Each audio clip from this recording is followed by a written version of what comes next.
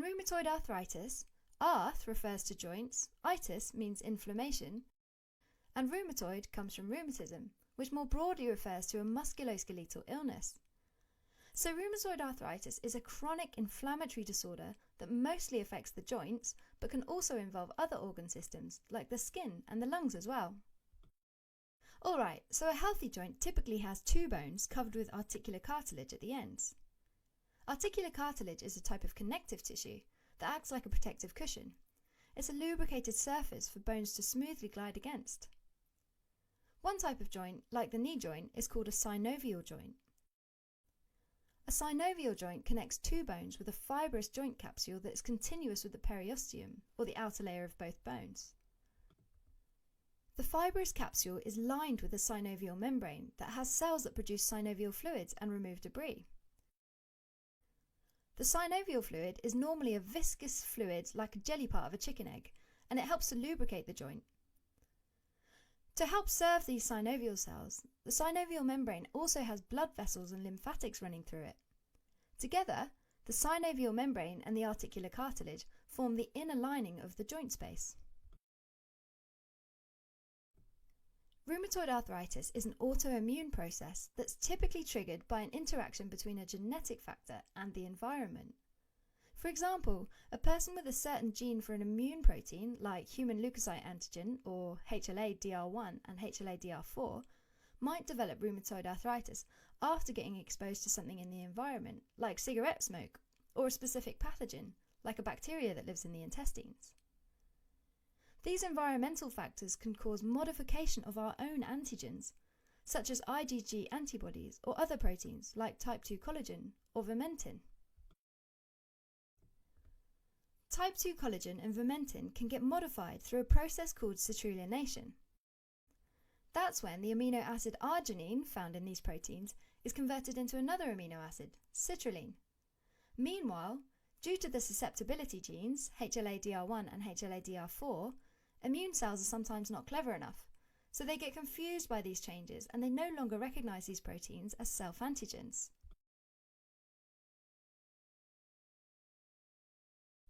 The antigens get picked up by antigen-presenting cells and get carried to the lymph nodes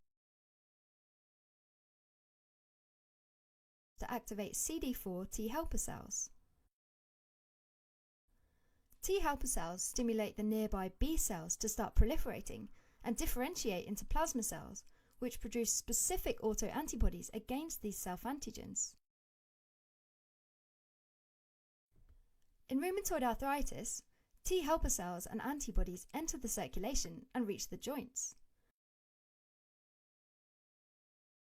Once there, T cells secrete cytokines like interferon gamma and interleukin 17 to recruit more inflammatory cells like macrophages into the joint space.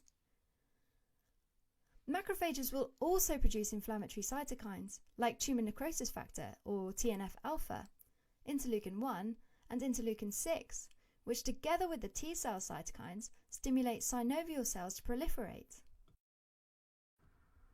The increase in synovial cells and immune cells creates a pannus, which is a thick, swollen synovial membrane with granulation or scar tissue made up of fibroblasts, myofibroblasts, and inflammatory cells. Over time, the pannus can damage the cartilage and other soft tissues, and also erode bone. Activated synovial cells also secrete proteases, which break down the proteins in the articular cartilage. And without the protective cartilage, the underlying bones are exposed and can directly rub against each other. In addition, inflammatory cytokines increase a protein on the surface of T cells known as RANK-L, or receptor activator of nuclear factor kappa B ligand.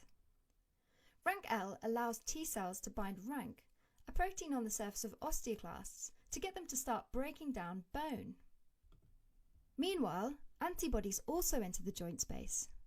One antibody is called rheumatoid factor, or RF, which is an IgM antibody that targets the constant Fc domain of altered IgG antibodies.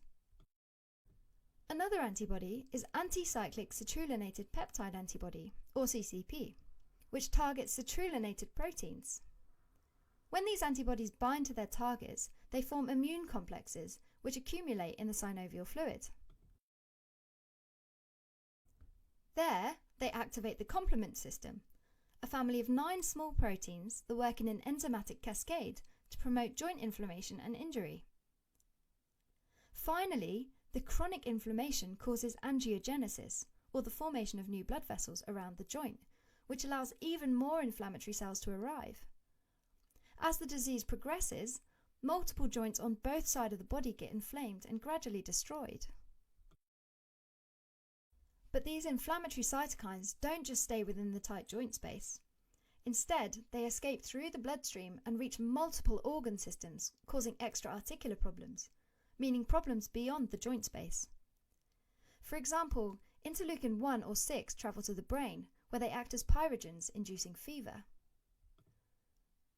In skeletal muscle, they promote protein breakdown, and in the skin, as well as many visceral organs, they lead to the formation of rheumatoid nodules, which are round-shaped collections of macrophages and lymphocytes with a central area of necrosis, or tissue death.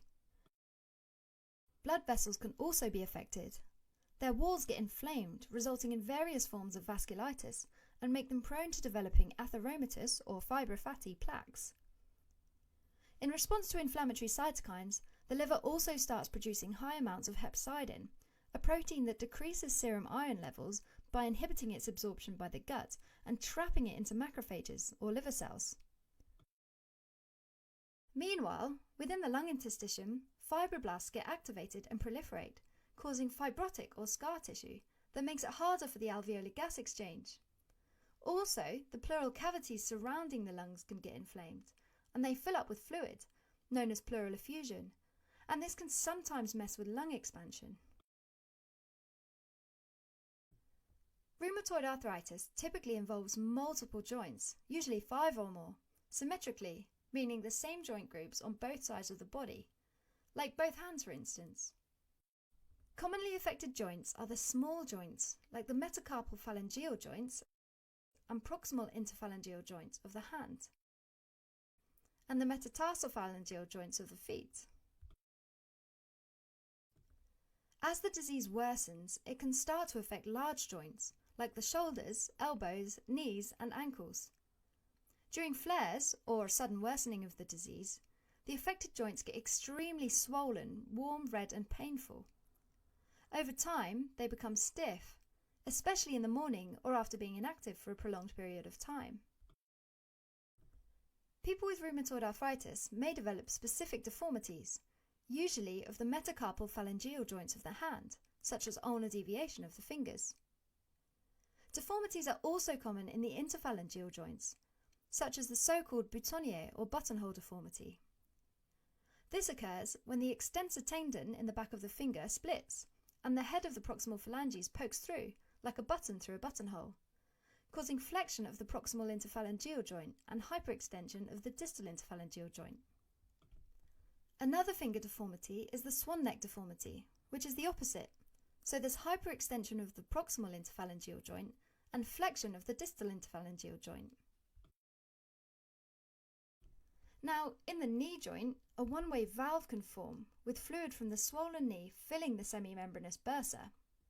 When that happens, the synovial sac can get so swollen that it bulges posteriorly into the popliteal fossa, creating a synovial fluid-filled cyst, called a Baker or popliteal cyst.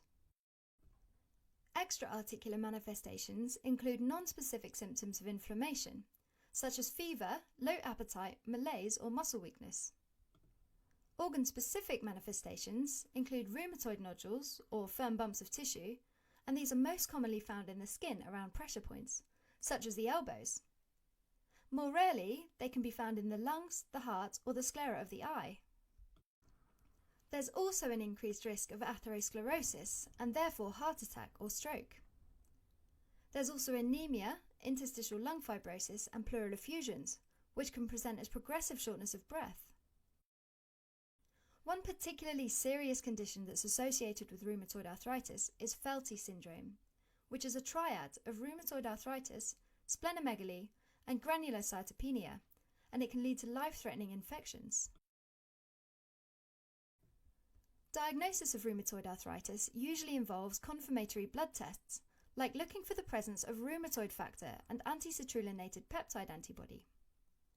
Additionally, Imaging studies, such as X-ray, usually reveal decreased bone density around the affected joints, soft tissue swelling, narrowing of the joint space, and bony erosions.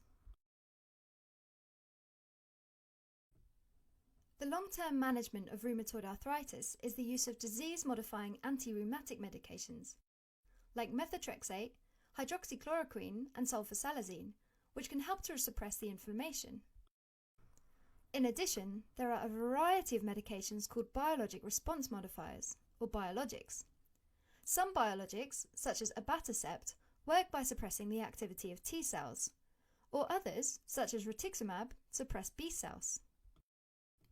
There are also biologics such as adalimumab, etanercept, and infliximab that block various chemokines like tumor necrosis factor.